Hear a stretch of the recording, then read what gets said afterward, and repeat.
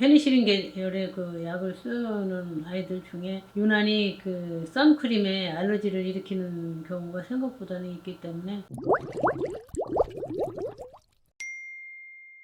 저 원장님, 요즘 날씨도 날씨인데 햇빛이 너무 강해요. 그래서 어린아이들 같은 경우는 그 일광 화상이라고 하죠. 햇빛에 화상을 입는 거를 주의한다고 하셔서 오늘은 그 내용을 한번 다뤄보도록 하겠습니다. 일광 화상에 대해서 간단하게 설명해 주실 수 있나요? 요즘은 너무 날씨가 덥잖아요. 그러니까 거의 수영장이나 해변이나 계곡 이런 데 이제 피서를 가잖아요. 그러면은 아이들은 뭐 피부가 타는지 어쩐지 모르죠. 그 화상을 입으면 물놀이 할 때는 잘 몰랐는데 보니까 일단 빨갛게 되잖아요. 만져보면 따끈따끈해요. 피부 자체가. 그러고 애가 좀 많이 밤에 잠도 잘 못 자고.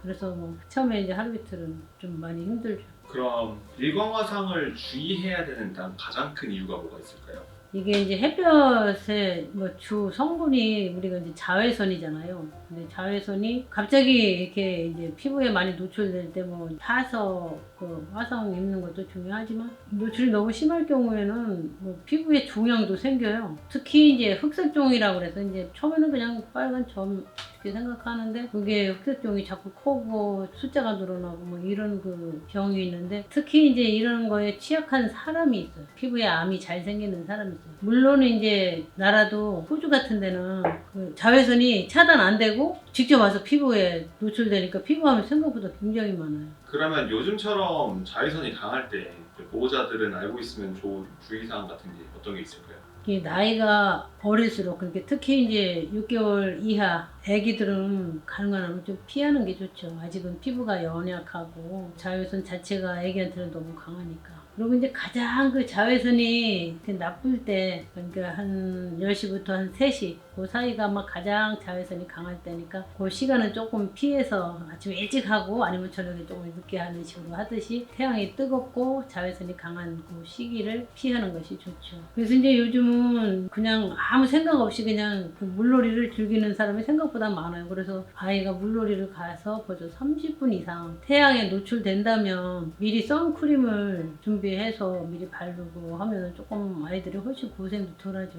그 선크림도 그냥 무조건 발랐다고 마음 놓지 말고 적어도 선크림이 어느 정도 태양을 보호할 수 있는 하는 그 정도가 있어요. 그래서 우리가 그 단위를 SPF 30 이상 되는 그런 선크림을 좀 발라주면 그 막 갑자기 그 태양에 노출돼서 오는 여러 가지 피부 문제 또 피부암 예방 뭐 이런 것이 상당히 도움이 되죠. 요즘 이제 뭐 어떤 이유로 이제 항생제를 먹게 되는데 이런 애기들이 페니실린 계열의 그 약을 쓰는 아이들 중에 유난히 그 선크림에 알러지를 일으키는 경우가 생각보다는 있기 때문에 특히 이제 연령에 맞는 유아용 뭐 선크림이나 뭐 이런 거 조금 선택하는데 좀 참조를 하는 것이 좋겠죠.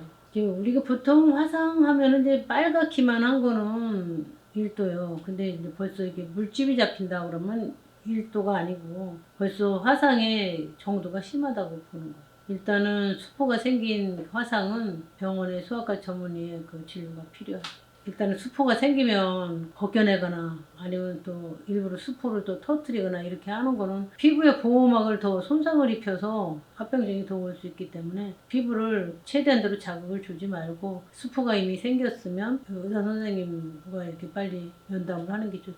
여름을 나면서 이런 화상에 대해서 궁금한 것이 있다면 댓글로 좀 달아주시면 되죠.